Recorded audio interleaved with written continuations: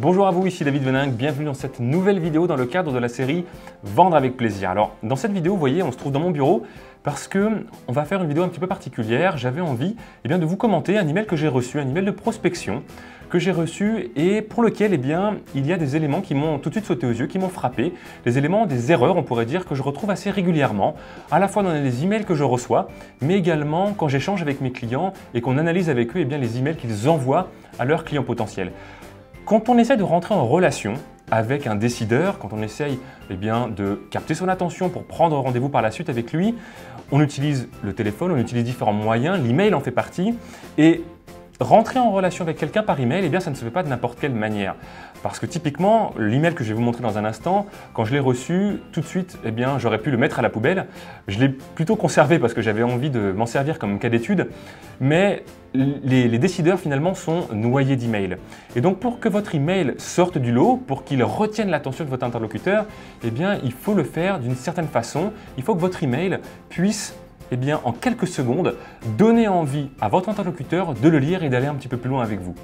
Donc ce que l'on va faire, c'est que je vais partager avec vous mon écran sur lequel je vais vous montrer l'email en question, que je vais vous commenter en direct, voir finalement quelles sont les 5 erreurs courantes que je retrouve la plupart du temps et vous proposer une autre façon de faire, vous proposer ce que potentiellement moi j'aurais pu faire si j'avais été à la place de cette personne qui m'a envoyé l'email.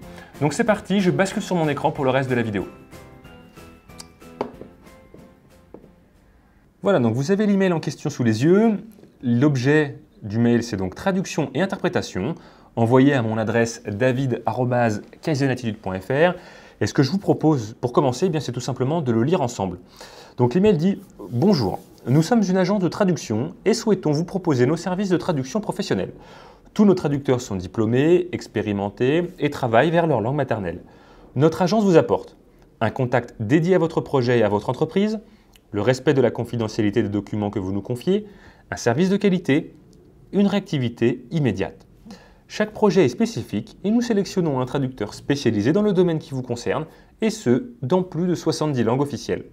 N'hésitez pas à me contacter pour toute demande d'information ou de devis, bien cordialement. » Voilà, donc la première chose que l'on peut voir, même si l'email est bien tourné, la première chose qui m'a choqué, c'est qu'il m'envoie un email à l'adresse david@kaizenattitude, donc on peut vraisemblablement penser que mon prénom c'est David, et pourtant il commence l'email par « bonjour, virgule ». Pourquoi ne pas utiliser finalement l'information de l'email pour pouvoir personnaliser directement la salutation ? Bonjour David m'aurait beaucoup plus déjà plu et m'aurait donné un meilleur sentiment dès le départ. Ensuite, le premier paragraphe plutôt, nous sommes une agence de traduction et nous souhaitons vous proposer. Donc là, il est en train de me dire qu'il est une agence de traduction et qu'il lui a envie de me proposer leur service. Mais ça, j'en doute pas, je suis sûr qu'il a envie de me proposer ce service. Mais il n'est pas en train de me demander ce que moi j'ai envie. Il se focalise sur ce que lui a envie de me proposer, mais il n'est pas en train de m'interpeller sur quelque chose que moi potentiellement j'aurais envie de faire. Donc quand je lis ça, moi, tout de suite à l'esprit, je me dis c'est bien, ça me fait une belle jambe de savoir que tu as envie de me proposer des services. Ça me fait une belle jambe de savoir que tous tes traducteurs sont diplômés et super expérimentés. Mais et alors? Qu'est-ce que pourquoi moi ça devrait m'intéresser? Qu'est-ce que ça m'apporte de savoir ça? Ensuite, l'idée est bonne d'enchaîner par notre agence vous apporte. Ah là, je commence à me dire chouette, il va commencer un petit peu à me dire ce que moi j'ai à y gagner.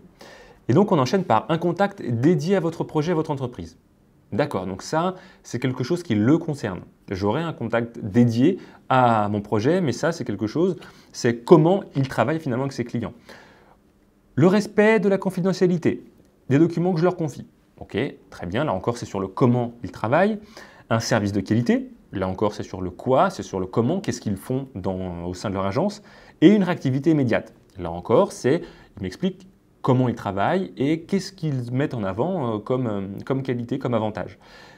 Le défaut de ces 4 points, à mon sens, c'est qu'ils expliquent ce qu'ils font, ce qu'ils réalisent, comment ils travaillent, mais ils n'ont pas traduit ces avantages en bénéfices pour moi. C'est-à-dire, qu'est-ce que ça m'apporte concrètement en termes de résultats, de bénéfices, de pouvoir avoir un prestataire qui a un service de qualité. Qu'est-ce que ça m'apporte comme bénéfice, le fait qu'ils aient une réactivité immédiate? Qu'est-ce que ça m'apporte dans mon business? Qu'est-ce que je vais pouvoir en retirer concrètement? En fait, ils présentent leur avantage, mais en se centrant sur eux, en parlant de ce qu'ils font et non pas de ce que ça peut m'apporter. En plus de ça, il y a deux éléments intéressants, c'est qu'ils avancent que je vais avoir un service de qualité. C'est-à-dire, qu'est-ce qu'ils entendent par un service de qualité? Parce qu'aujourd'hui, dire qu'on a un service de qualité, tout le monde le fait. Tout le monde dit qu'ils font les bonnes choses, et heureusement d'ailleurs, hein, parce que s'ils me disaient nous ne proposons pas des services de qualité, je serais un petit peu inquiet.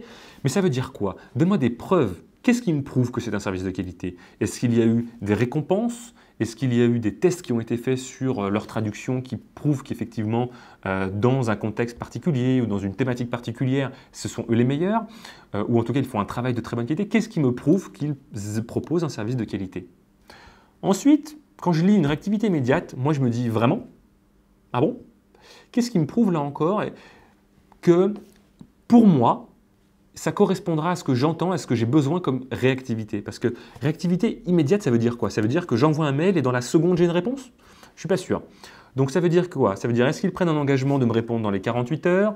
Est-ce que j'aurai une réponse dans les 24 heures? Est-ce que j'aurai une réponse dans les 2 heures suite à un appel ou un email? Là, c'est très flou et du coup, moi j'en viens carrément à remettre en question le fondement même de cet argument. Pour moi, avancer un service de qualité et avancer une réactivité immédiate, si ce n'est pas adossé à des preuves, si ce n'est pas adossé avec de l'élément concret, eh bien ce sont des arguments en carton, je les remets tout de suite en cause. Ensuite, chaque projet est spécifique et nous sélectionnons un traducteur spécialisé dans le domaine qui vous concerne et ce, dans plus de 70 langues officielles. C'est génial de me dire ça, mais là encore, comme le premier paragraphe, et alors, qu'est-ce que ça m'apporte? Qu'est-ce que j'y gagne d'avoir un traducteur spécialisé dans mon domaine? Qu'est-ce que moi, concrètement, ça va m'apporter? Qu'est-ce que ça va m'aider à obtenir? Qu'est-ce que ça va m'aider à faire?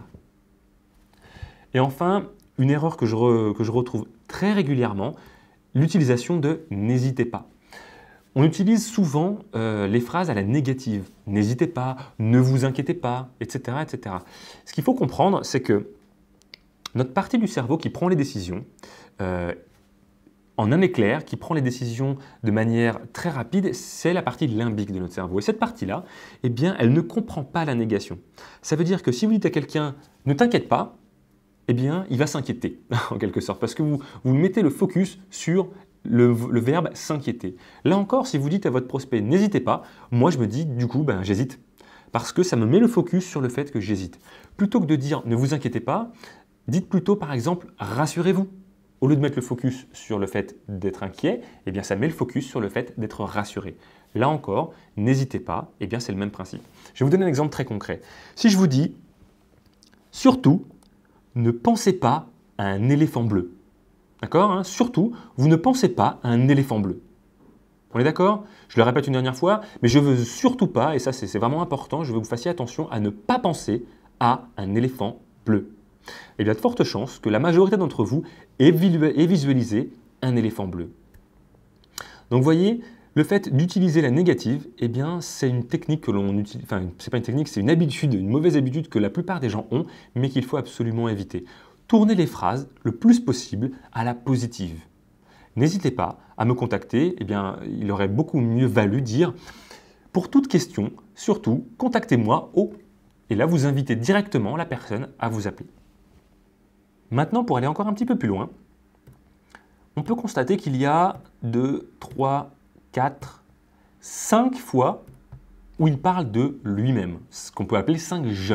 5 fois où on parle de « moi, je suis une agence de traduction »,« moi, je souhaite vous proposer mes services »,« moi, mes traducteurs sont diplômés »,« moi, mon agence vous apporte »,« moi, je sélectionne pour vous un traducteur spécialisé ». Donc il y a 5 fois où on parle au « je » et seulement 2 fois où on parle de l'interlocuteur que l'on veut solliciter.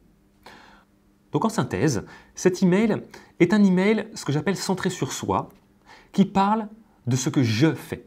L'email parle de ce que je connais, de ce que je fais, de comment je fais les choses, mais il ne m'explique pas ce que ça m'apporte à moi, client. Il n'explique pas à l'interlocuteur qui va le recevoir ce qu'il va retirer de positif en termes de bénéfices, de transformation, en termes d'avantages de ce que je mets en avant. En plus de ça, cet email avance des arguments, mais qui ne sont pas étayés. Il n'y a pas de preuve à un service de qualité, il n'y a pas de preuve au respect de la confidentialité, il n'y a pas de preuve à la réactivité immédiate, etc., etc. En plus, il n'y a pas de contenu au travers de cet email. C'est un email qui présente l'activité de l'agence de traduction, mais il n'y a pas de contenu en la matière. Quand je lis l'email, à la fin de l'email, j'en sais un petit peu plus sur l'agence, mais je m'en fiche en réalité. Moi, ce que je veux, c'est avoir de l'information par rapport à mon besoin, par rapport à mes problèmes, par rapport à mes désirs, par rapport à mon contexte. Savoir qu'ils ont des super consultants, traducteurs, ultra diplômés et tout, quelque part, ça, je m'en fiche. Moi, ce que je veux, c'est que quand je reçois de l'information, un email, j'ai besoin d'en retirer du contenu, d'en retirer de la valeur. À la fin de l'email, j'ai envie de pouvoir me dire « Waouh, la personne qui m'a écrit, elle m'a apporté quelque chose. » Et c'est ça qui va me donner finalement envie de rentrer en contact avec cette personne-là. Au jour d'aujourd'hui, on n'est plus au marketing de l'offre, on n'est plus dans une stratégie où on parle de ce que l'on fait pour pousser une offre, on est dans une stratégie de marketing du contenu où on doit apporter de la valeur à nos interlocuteurs avant de pouvoir leur proposer quoi que ce soit. Et enfin, un élément aussi crucial dans vos emails, il n'y a pas d'appel à l'action. C'est un email qui est informatif. Il n'y a pas d'appel à l'action. C'est un email passif, c'est-à-dire que là, la personne qui me l'envoie, eh bien, elle espère que je ne vais pas hésiter à la contacter. Elle ne me demande pas de le faire. Elle ne me dit pas « Surtout, contactez-moi au 08 ou au 06 ou au 01 32 44 27 12 pour plus d'informations. » Là encore, elle m'aurait demandé de le faire. Mais là, elle dit bah, « N'hésitez pas à me contacter. » Elle reste passive. Donc, moi, ce que je vous propose, eh bien, c'est de partir d'une page blanche et de voir comment est-ce qu'on aurait pu tourner cet email. Alors, avant de vous présenter ce que moi, j'aurais pu faire potentiellement, si j'avais été dans la peau de cette personne qui a une agence donc, de traduction, eh bien, il y a deux choses à laquelle il faut penser avant d'écrire un email. Premièrement, c'est que le décideur avec lequel vous allez rentrer en relation, la plupart du temps, ne va pas attendre un contact de votre part. Vous allez le contacter entre guillemets un petit peu à froid. C'est-à-dire qu'il n'attend pas votre coup de fil ou il n'attend pas votre email. Du coup, ça va être votre rôle de capter son attention parmi les centaines et les centaines d'emails qu'il reçoit chaque jour. Les décideurs aujourd'hui sont sollicités par email, par téléphone et autres. Donc il faut être en mesure de vraiment capter leur attention. Et comment on fait ça? Eh bien, c'est la deuxième clé que je voulais vous transmettre aujourd'hui également. Il faut utiliser ce que j'appelle des moments magiques. En fait, ce qu'il faut comprendre, c'est qu'en tant que consultant, on vend du conseil haut de gamme, personnalisé, on n'est pas dans le marketing de masse. Ce que je vous invite vraiment à faire, c'est de cibler des clients potentiels à qui vous avez eh bien, le plus de chances d'apporter un maximum de valeur. L'idée, ce n'est pas d'envoyer 1000 mails tous identiques à des personnes non ciblées. L'idée, c'est d'aller vraiment chercher les interlocuteurs, les entreprises types avec lesquelles vous avez le plus de chances de collaborer et pour lesquelles eh bien, vous êtes le plus pertinent. Et en sélectionnant eh bien, moins d'entreprises, peut-être dans un premier temps, je dirais 30 prospects types, eh bien, à ce moment-là, vous allez pouvoir vous intéresser à leur moment magique. C'est-à-dire, qu'est-ce qui se passe dans la vie de cette entreprise-là qui peut solliciter, qui peut justifier le fait que vous rentrez en relation avec lui. Je donne un exemple concret.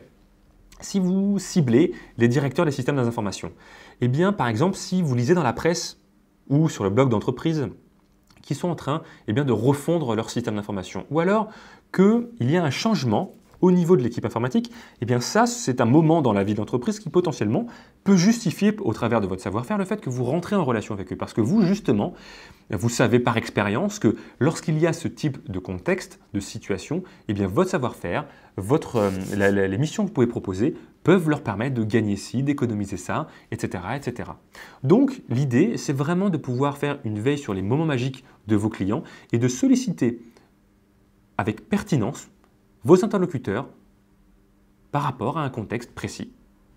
Bien, donc admettons que j'ai lu dans la presse en ligne ou dans la presse traditionnelle eh bien, qu'un de mes clients potentiels a le projet de s'implanter en Angleterre pour une de ces gammes de produits qui est un progiciel.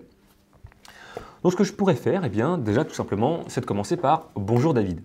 Parce que dans l'email, eh bien, je constate que c'est david@caseinatitude.fr, c'est-à-dire qu'ils mettent en avant le prénom. Donc il y a de fortes chances que ça ne le dérange pas que je l'appelle par le prénom. S'il y avait eu par exemple David Véninck, à ce moment-là, j'aurais peut-être, si vous n'êtes pas à l'aise avec le fait d'utiliser le prénom de votre interlocuteur, vous pouvez mettre David Véninck bonjour, ou bonjour David Véninck, ou Monsieur Véninck si vraiment le fait d'utiliser le prénom, ça vous dérange. Moi, je suis à l'aise d'utiliser le prénom et je vous invite vraiment à plutôt utiliser le prénom. D'expérience, j'ai jamais quelqu'un qui a été choqué ou offusqué ou qui m'a demandé de l'appeler par son nom de famille finalement. J'ai jamais eu vraiment de soucis par rapport à ça. En tout cas, l'idée, c'est quand même de personnaliser l'introduction de votre email en utilisant le prénom ou le nom de votre interlocuteur. Ensuite, la phrase d'accroche que je vous propose eh bien, ne va pas parler de moi, mais elle va parler de mon interlocuteur, de son moment magique, puisque j'ai lu dans la presse qu'ils avaient la volonté de s'implanter en Angleterre, eh bien, il faut que j'utilise ce levier-là. Vous avez annoncé votre volonté d'ouvrir une succursale sur le territoire anglais. Source, article du jour sur le support sur lequel vous avez lu ou vu l'information. Ça lui prouve déjà premièrement que ce n'est pas un email que vous allez envoyer à tout le monde, puisque vous parlez vraiment de son contexte par rapport à un article précis qui parle uniquement de cette entreprise-là, de ce client-là. Donc ça lui montre que cet email-là est vraiment pour lui, qu'il est ciblé et que ce n'est pas de l'information publicitaire que tout le monde reçoit. Pour mener à bien la pénétration du marché britannique avec votre logiciel CRM 3.0, traduire vos contrats de service et adapter votre message à vos nouvelles cibles sera un enjeu majeur. J'ai capté son attention en évoquant le fait qu'il souhaitait ouvrir une succursale sur le territoire anglais. C'est le cas, donc forcément, il va se dire « oui, effectivement ». L'idée ensuite, c'est de susciter de l'intérêt par rapport à votre email pour qu'il lise la suite de votre email en parlant de ce qui peut le préoccuper, je dirais, majoritairement au travers de ce contexte. En tant qu'expert, vous savez potentiellement ce que ça peut avoir comme enjeu, comme influence, donc vous savez ce qui trotte dans la tête de vos clients potentiels. Donc là, moi je me suis dit que potentiellement, un des sujets que pouvait avoir à l'esprit quelqu'un qui voulait s'implanter sur un nouveau marché à l'international, ça pouvait être le fait que traduire leur contrat et adapter leur message commercial à leur nouvelle cible, avec le bon langage, avec tout ça, c'était quelque chose qui était un enjeu pour eux. Donc l'idée, c'est de parler de ce qui, pour eux, potentiellement, va faire tilt dans leur esprit. En effet, que ce soit pour vos offres de services, vos programmes de formation ou vos manuels utilisateurs, utilisez les bons mots pour les termes techniques ou juridiques et pour vous la garantie de 1. Parler le beau langage, c'est-à-dire celui de vos cibles anglaises, et rendre votre message percutant. Sécuriser vos contrats. Et 3, c'est également la garantie de pérenniser votre activité à l'international. Là, sur ce que je présente, je ne suis pas en train d'expliquer ce que je fais ou comment je le fais. Je suis en train d'expliquer ce que cela apporte à mes clients, ce que je lui apporte en termes de bénéfices. Grâce à moi, quelque part, il va être en mesure de parler le beau langage. Il va être en mesure de rendre son message percutant. Il va être en mesure de sécuriser ses contrats. Il va être en mesure de pérenniser son activité à l'international. L'objectif là, c'est vraiment de parler de mon client et de ne pas parler de ce que moi je fais. Et je continue. Votre métier d'édition d'intégration de logiciels nous est familier. La société X nous a fait confiance lors de l'implantation de sa gamme de produits aux États-Unis et a pu ainsi réussir ce challenge. Vous pouvez découvrir comment la traduction de leur contrat leur a permis de remporter un appel d'offres en téléchargeant l'étude de cas sur notre site. Et là, je mets un appel à l'action. Cliquez ici pour télécharger le PDF. Ce que l'on a fait juste avant, donc on a capté son attention en parlant de notre interlocuteur, on a suscité chez lui le désir, en exprimant finalement ce qui est important pour lui en ce moment, le fait de pouvoir rendre un message percutant sur son nouveau marché, de pouvoir se sécuriser ses contrats, etc. Maintenant, ce que l'on va faire, c'est qu'on va aller un petit peu plus loin et on va susciter le désir chez lui avant de lui demander d'agir. Ce qui va se passer là, dans ce paragraphe, c'est que je vais parler de moi, mais sans parler de moi directement, je vais parler de moi en expliquant ce qu'a obtenu un client avec lequel j'ai travaillé. Je lui ai en train de lui dire que la société X nous a fait confiance et que par rapport à un projet similaire au sien, il a pu obtenir ça, ça et ça. Et du coup, je lui apporte à la fois de la valeur, puisque en téléchargeant le PDF, qui est une étude de cas que je vais pouvoir lui mettre à disposition, il va être en mesure d'avoir de l'information à valeur ajoutée, puisqu'il va avoir quelque part un retour d'expérience par rapport à un projet similaire au sien. Et en plus de ça, je vais lui permettre, moi, dans son esprit, de lui apporter des preuves du fait que ce que j'avance en termes d'arguments est bien validé par le fait qu'un autre client a bel et bien obtenu ce que je suis en mesure de réaliser avec lui. Donc à la fois je lui apporte du contenu, je lui apporte des preuves également en lui montrant cette étude de cas et je lui apporte énormément de valeur avec ce document-là. Alors ça peut prendre évidemment la forme, comme là je l'ai fait potentiellement dans cet email, télécharger un document PDF avec un lien dans l'email. Ça peut être directement dans le corps de l'email, ça peut être un lien vers un article de blog, ça peut être un lien vers tout un tas de choses.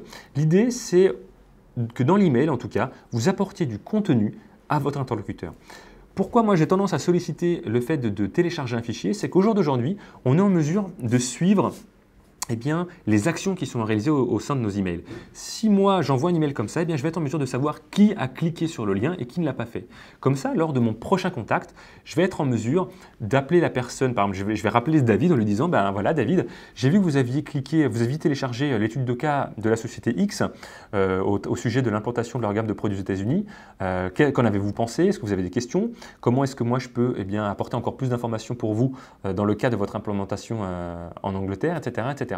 J'ai une deuxième raison valable de l'appeler puisque je sais qu'il l'a téléchargé et donc que ça l'a intéressé. Et donc à ce titre-là, j'ai de nouveau un moment magique sur lequel je peux m'appuyer pour rentrer en relation avec lui d'une autre manière. Et pour terminer l'email, je lui dis que je vous contacterai lundi prochain à 18 h au 01 35 34 26 72 pour étudier ensemble comment la traduction de vos documents peut contribuer à la réussite de votre projet. D'ici là, je reste à votre écoute au 06 99 14 44 66, David Veninck. Donc, la fin de cet email, je prends un engagement vis-à-vis de lui dans le fait que je vais le contacter. C'est moi qui suis proactif dans la démarche. J'attends pas que ce soit lui qui m'appelle. Je prends quelque part un engagement et ça a deux intérêts. Premièrement, c'est que si mon email a eu de l'impact, si mon email a tapé dans le mille par rapport à son besoin, j'ai une chance qu'il prévoit finalement du temps dans son planning pour recevoir, s'il le peut, mon appel ce lundi à 18 h. Donc comme ça, j'ai beaucoup plus de chances de l'avoir. En plus de ça, s'il y a encore une assistante à cette heure-là, il peut dire à son assistante qu'il attend un appel de ma part à cette heure-là. Et troisièmement, le troisième avantage, c'est que si je tombe sur l'assistante, je peux tout à fait lui dire que j'ai rendez-vous à 18 h. Je me suis engagé de l'appeler à 18 h aujourd'hui pour étudier avec lui ce que peut apporter la traduction de ces documents dans le cadre du projet d'implantation sur le territoire anglais. Donc le fait de mettre ça dans l'email, ça a de multiples intérêts, je pense que vous l'avez compris, en termes de relance derrière et en termes de se créer de nouvelles opportunités de contact avec cet interlocuteur-là. Puisqu'il faut savoir qu'il faut en moyenne à peu près, 7 à 10 touches avant de pouvoir rentrer en relation avec un décideur. On aura l'occasion d'en reparler, mais en tout cas, vous n'allez pas directement, la plupart du temps, vous n'allez pas rentrer en relation du premier coup avec votre décideur. Et ensuite, évidemment, s'il n'a pas envie d'attendre lundi parce que je l'ai vraiment intéressé, que c'est vraiment un sujet brûlant pour lui, je me rends quand même disponible en lui disant que je suis à son écoute sur mon mobile pour qu'il puisse de lui-même rentrer en relation avec moi s'il a envie d'aller un petit peu plus vite. Voilà, donc maintenant qu'on a bâti quelque part un email qui va être en mesure de beaucoup plus capter l'attention de mon interlocuteur, parce que je vais parler de lui, je ne vais pas parler de moi, qui va lui susciter de l'intérêt à lire la suite, parce que là encore, je vais parler dans son langage, je vais mettre en avant des sujets qui sont importants pour lui en ce moment même, que je vais lui susciter le désir d'en savoir un petit peu plus au travers d'une étude de cas, et que je vais un appel à l'action clair, je vais pouvoir avoir un objet d'email un petit peu plus percutant, je pense, que traduction et interprétation, qui sont, des mots assez vagues et qui ne m'amènent pas à me poser de questions, à réfléchir ou à avoir de réactions. L'objet de votre email, c'est ce que va lire en premier votre interlocuteur. Donc, il faut que ce soit percutant, il faut que ça lui donne envie d'ouvrir votre email, parce que si votre objet n'est pas percutant, votre email ne sera même pas lu. Donc, mon conseil pour ça, c'est tout simplement que votre objet doit l'amener à avoir une réaction. Donc, dans ce cas-là, on aurait tout à fait pu mettre, par exemple, « Voulez-vous réussir votre implantation en Angleterre ?» Je lui pose une question pour qu'il s'amène à dire « Oui, effectivement, puisque c'est un sujet brûlant en ce moment, évidemment, je parle de son moment magique et il y a de fortes chances qu'il réponde oui à cette question. » Donc, de cette manière-là, je vais pouvoir capter son attention parce que je vais parler d'un moment magique et en plus je l'amène à se dire oui dans son esprit pour qu'il ait envie d'en savoir plus sur pourquoi je lui demande s'il veut vraiment réussir son implantation. Donc si on regarde un petit peu, si on fait la même analyse que tout à l'heure, 4 fois je parle de moi et 11 fois je parle de mon client, de son sujet, de son contexte, de sa situation, de ses enjeux, etc. Donc cet email, c'est un email qui est centré sur le client, qui parle de ce que je lui apporte. Certes, je parle de moi, mais pas pour me faire plaisir, pas pour dire comment je fais les choses, qui je suis, mais je parle de moi pour expliquer ce que j'apporte à mon client.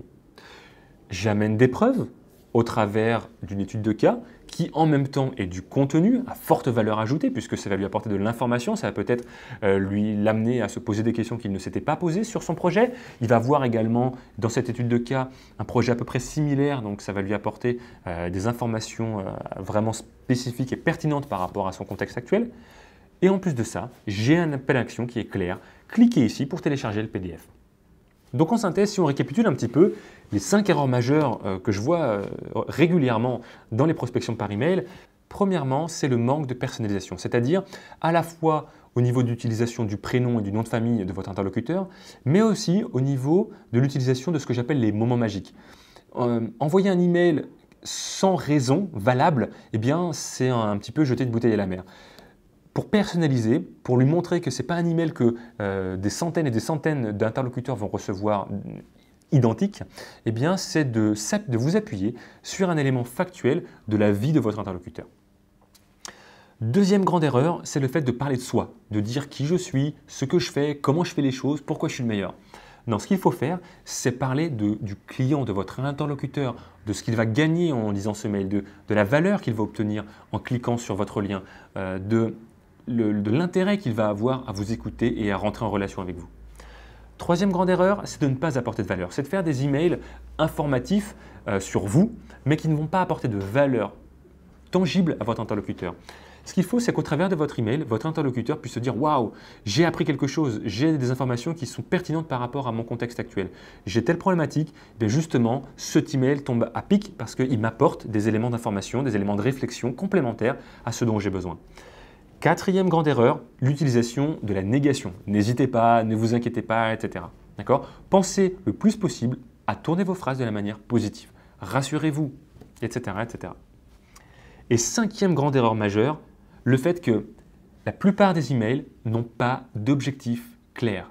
Lorsque l'on vous envoie un email, il faut que vous sachiez pourquoi vous envoyez cet email. Est-ce que l'email a pour objectif que votre interlocuteur télécharge un fichier? Est-ce que l'objectif de l'email, c'est que à la fin de l'email, il aille sur votre site voir un article de blog? Est-ce qu'à la fin de votre email, il faut que votre interlocuteur vous appelle? Est-ce qu'à la fin de votre email, est-ce que votre interlocuteur doit répondre à un sondage? Il faut que vous ayez un objectif clair pour votre email pour que dans votre email, vous ayez un unique appel à l'action clair et précis. Et justement, en parlant d'appel à l'action, eh bien pour terminer cette vidéo, ce que je vous invite à faire tout de suite, eh bien, si ce n'est pas encore fait, c'est de vous abonner en cliquant sur le bouton qui se trouve juste ici, en haut à droite de votre écran, pour recevoir toutes les vidéos de la série Vendre avec plaisir, mais également de recevoir des vidéos exclusives que je publierai régulièrement sur ma chaîne YouTube. Et deuxièmement, dites-moi dans les commentaires sous cette vidéo ce que vous avez pensé de cet épisode. Qu'est-ce que vous avez pensé des conseils, de l'analyse que j'ai fait pour vous aujourd'hui? Quelles sont vos bonnes pratiques? Quels sont pour vous les éléments importants lorsqu'on fait de la prospection par email? L'idée, c'est qu'on puisse crée de la valeur ensemble. Si vous avez des remarques, surtout, mettez-les en commentaire et je serai ravi de pouvoir échanger avec vous. Passez une bonne fin de journée. Mettez en application dès maintenant, dès demain, dans vos prochains emails, les éléments que je partage avec vous. Soyez vous-même. Prenez du plaisir dans le développement de votre business, prenez du plaisir dans la vente et moi je vous dis à demain. Ciao.